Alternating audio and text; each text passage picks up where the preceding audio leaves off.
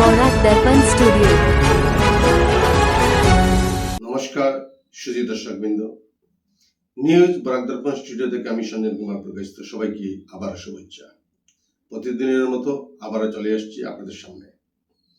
আজকে গুরুত্বপূর্ণ খবর, ভারত পাক যুদ্ধবিরতির আর মাত্র 2 দিন বাকি, অর্থাৎ 18 মের পর কি হবে।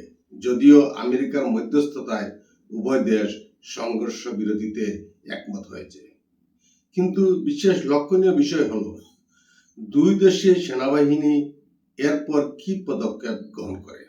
গতকাল পাকিস্তানের উপপ্রধানমন্ত্রী ইসাক দার দেশটির পার্লামেন্টে ভাষণ দিয়ে এই তথ্য জানান। অন্যদিকে পাকিস্তানের প্রধানমন্ত্রী শাহবাজ শরীফ বললেন, দুই দেশের মধ্যে শান্তি আলোচনা চান, তবে সেটি ভারতের উপর নির্ভর করবে। ভারত সরকার প্রতিরক্ষা বাজেটে 50,000 কোটি টাকার অধিক অর্থ বরাদ্দ করতে পারে। এই অতিরিক্ত বরাদ্দ সশস্ত্র বাহিনীর প্রয়োজনীয় ক্রয় এবং গবেষণা ও উন্নয়নে সহায়তা করবে। নতুন অস্ত্রশস্ত্র, গোলাবারুদ এবং প্রযুক্তিগত ক্রয়ের জন্য অতিরিক্ত অর্থ ব্যয় করা হবে। এইবার প্রতিরক্ষা বাজেটে 6.81 লক্ষ কোটি টাকা হয়েছে, যা একটি রেকর্ড। অসম প্রদেশ বিজেপির সভাপতি দিলীপ শইকিয়া অবশেষে নীরবেই অপমানের প্রতিশোধ নিলেন।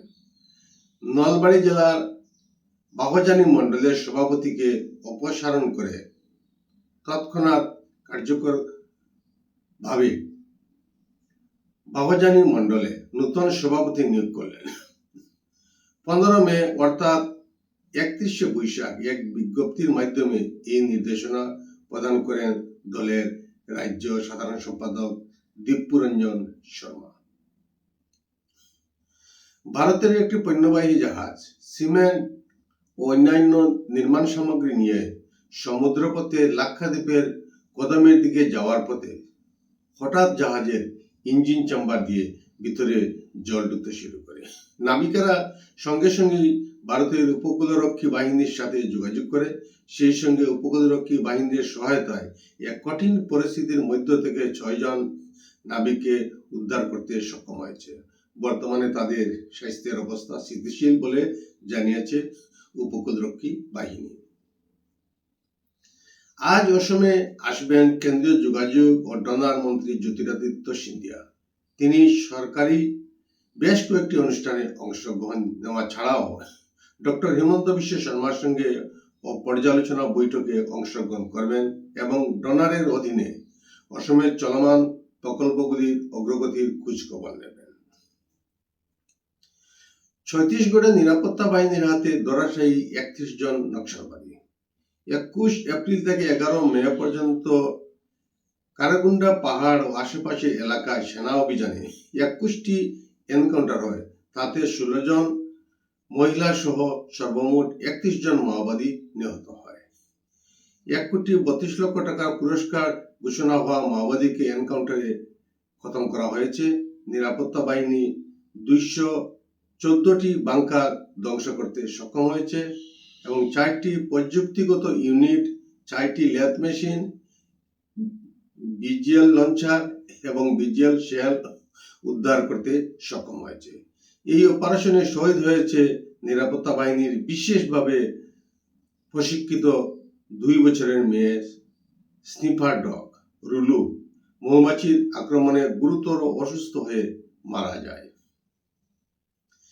বেলুচিস্তান এখন পাকিস্তানের অংশ নয়, মীর ইয়ার বেলুচ ঘোষণা করেছেন।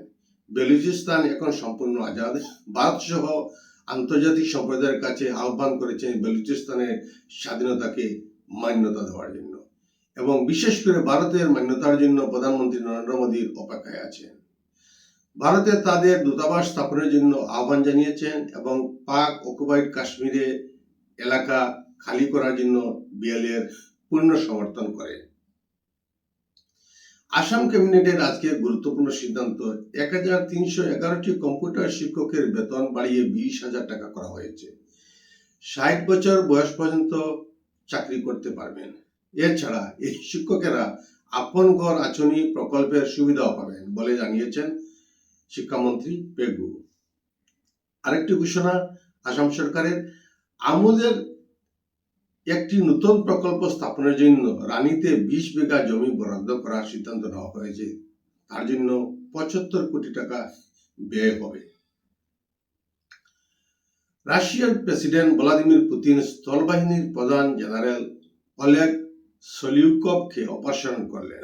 তাৎপর্যপূর্ণভাবে তুরস্কের ইস্তানবুলে যুদ্ধবিরতি নিয়ে রুশ ইউক্রেন প্রতিনিধি পর্যায়ের আলোচনার মধ্যেই এই পদক্ষেপ করল ক্রেমলিন। জেনারেল সালিউকভকে জাতীয় নিরাপত্তা পরিষদের উপসচিবের দায়িত্ব দেওয়া হয়েছে এবং পুতিনই পরিষদের সভাপতি। আজকের প্রতিবেদনে এখানেই সংক্ষিপ্ত বিরতি জানছি। নমস্কার। নিউজ বরাক দর্পণ স্টুডিও।